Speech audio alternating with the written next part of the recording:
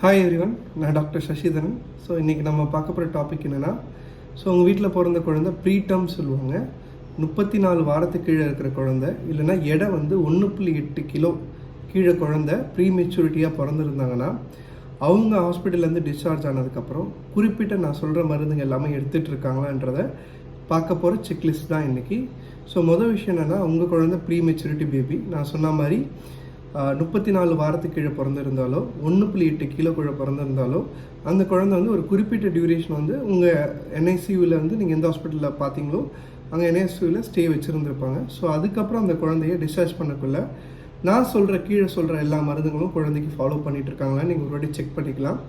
So first மருந்து என்னென்னா சிரப்டோனோஃபரான்னு சொல்லுவோம், ஐரன் ட்ராப் சொல்லிட்டு. ஸோ அது குழந்தை பிறந்த 2 வீக்ஸ்லேருந்து நம்ம ஆக்சுவலாக டிஸ்சார்ஜுக்கு முன்னாடி ஸ்டார்ட் பண்ணுவோம். அது குழந்தை பிறந்த வாரத்துலேருந்து போஸ்ட் மென்சுரல் ஏஜ்னு சொல்லுவோம், ஒரு 40 வாரம். ஓகேங்களா? இப்போ 34 வீக்கில் பிறந்திருந்தாருன்னா 6 வீக்ஸ் ஆட் பண்ணிப்போம். ஸோ 40 வீக்ஸ் வரைக்கும் கண்டினியூ பண்ணிவிட்டு அதுக்கப்புறம் குழந்தைய அசஸ் பண்ணிவிட்டு 2 இயர்ஸ் ஆஃப் ஏஜ் 2 வயசு வரைக்கும் டோனோஃபரான் ட்ராப்ஸ் நம்ம கண்டினியூ பண்ணுற மாதிரி இருக்கும்.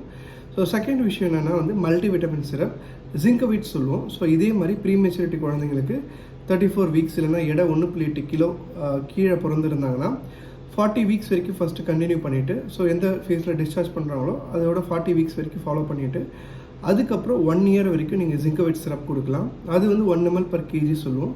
ஸோ இதுவும் குழந்தையோட க்ரோத் அண்ட் நியூட்ரிஷனோடைய டெவலப்மெண்ட்டுக்கும் மைக்ரோ நியூட்ரிஷன்ஸோட தேவைகளுக்கும் ரொம்ப யூஸ்ஃபுல்லாக இருக்கும். ஸோ மூணாவது விஷயம் என்னென்னா ஆசோபான் டீன்னு சொல்லுவோம். அது வந்து குழந்தையோட எலும்புகள் க்ரோத்துக்காக கால்சியம், பாஸ்பரஸ் ரெண்டுமே அடங்கின ஒரு மருந்து. ஸோ அந்த ஆசோபான் டி வந்து இப்போ வந்து நீங்கள் ரொம்ப ப்ரீடம் குழந்தையாக இருக்கக்குள்ள ஹாஸ்பிட்டல்லே வந்து HMF சொல்லிட்டு ஒரு சேஷெட் கொடுப்பாங்க. அது வந்து உங்கள் தாய்ப்பாலில் மிக்ஸ் பண்ணி கொடுக்குற மாதிரி இருக்கும். ஸோ அது கொடுத்தீங்கன்னா தேவையில்லை. இல்லை அந்த HMF கொடுக்கல, ஆசோபான் டி தான் ஸ்டார்ட் பண்ணாங்கன்னா அது நீங்கள் கரெக்டாக இப்போ அந்த குழந்தை பிறந்த வாரத்துலேருந்து 40 வீக்ஸ்னு சொல்லுவோம். ஸோ இப்போ 33 வீக்கில் பிறந்தாங்கன்னா 33 வாரத்தில் பிறந்தாங்கன்னா 7 வாரம் கண்டினியூ பண்ணுற மாதிரி இருக்கும். 35 வாரத்தில் பிறந்தாங்க, எடை 1.8 கிலோ கீழே இருந்துச்சுன்னா நீங்கள் வந்து 40வது வாரம் வரைக்கும் கண்டினியூ பண்ணி அதை உடனே ஸ்டாப் பண்ணணும். ஸோ இந்த மருந்து மட்டும் நீங்கள் 40 வீக்ஸ்லேயே ஸ்டாப் பண்ணுற மாதிரி இருக்கும். 4வது என்னென்னா விட்டமின் டின்னு ஒரு சிரப் இருக்குது. விட்டமின் டி சிரப் வந்து 1 ml, அதாவது 400 யூனிட் வந்து நீங்கள் ஸ்டார்ட் பண்ணுற மாதிரி இருக்கும். அது வந்து 1 வயசு வரைக்கும் நம்ம கண்டினியூ பண்ணுற மாதிரி இருக்கும். அதுக்கப்புறம் 1 இயரில் அசஸ் பண்ணுவோம். வேக்சினேஷன் நீங்கள் போட வரக்குள்ள ஸ்டில் நம்ம எதிர்பார்த்த அளவுக்கு க்ரோத் இல்லைன்னா அது இன்னொரு 1 இயர் கண்டினியூ பண்ணுற மாதிரி இருக்கும். ஸோ உங்களுக்கு இந்த 4 மருந்துமே வந்து உங்கள் குழந்தை வந்து ப்ரீமெச்சூர் பேபியாக இருக்காங்கன்னா சிரப்டோனோஃபரான், ஜிங்கோவிட் சிரப், ஆசோபான் டி அது வந்து 40 வீக்ஸ் வரைக்கும் தான். அப்புறம் 4th ஒன் வந்து விட்டமின் D3 ட்ராப்ஸ். இது 4மே வந்து உங்கள் குழந்தைக்கு போயிட்டுருக்கான்ட்டு நீங்கள் மேக் ஷூர் பண்ணிக்கோங்க.